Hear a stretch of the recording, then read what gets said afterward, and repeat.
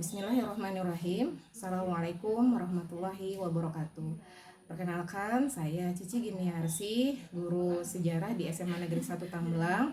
Tetapi saya juga mendapatkan amanah sebagai wali kelas 11 IPS 1.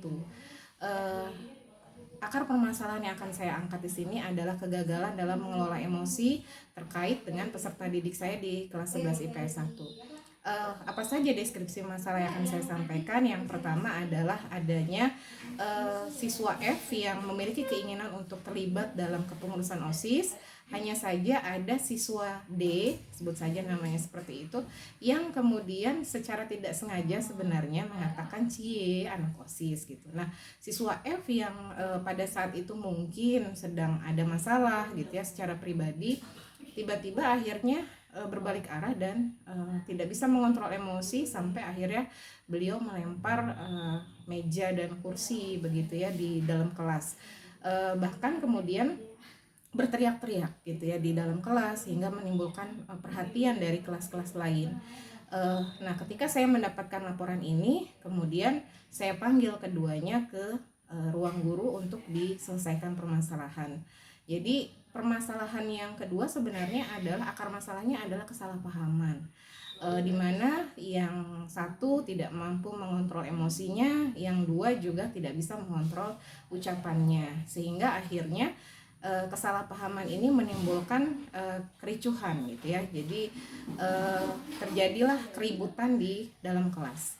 Nah, bagaimana penanganan atau alternatif solusi yang saya lakukan sebagai wali kelas? Saya mempertemukan siswa saya yang sebelumnya melakukan keributan di dalam kelas. Saya tanya akar masalah mereka apa gitu ya. Kemudian saya berikan motivasi, berikan arahan begitu ya, bagaimana mereka harus mampu menjaga sikap, menjaga ucapan gitu ya.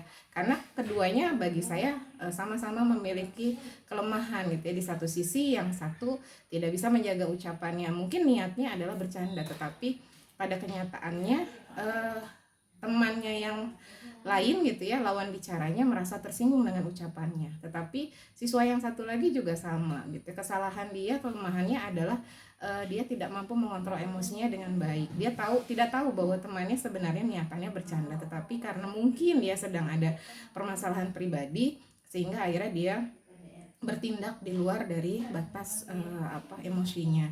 Nah, ini yang kemudian saya coba pertemukan gitu ya, dan kami buatkan komitmen di antara keduanya untuk menyelesaikan masalah itu. Artinya setelah keluar dari ruang guru, permasalahan itu sudah dinyatakan selesai.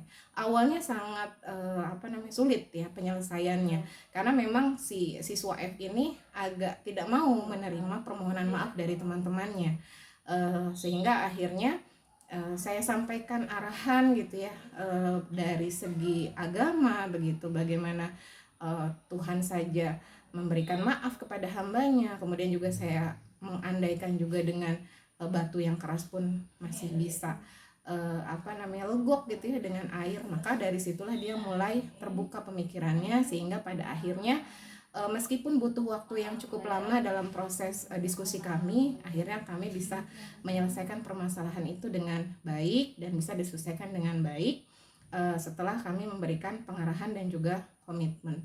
Jadi hasil permasalahannya pada akhirnya adalah perdamaian, karena memang keduanya juga teman sekelas, sehingga saya berharap interaksi mereka tetap terjaga dengan baik. Demikian pemaparan permasalahan yang saya hadapi sebagai wali kelas yang terjadi beberapa hari ini. Terima kasih. Assalamualaikum warahmatullahi wabarakatuh.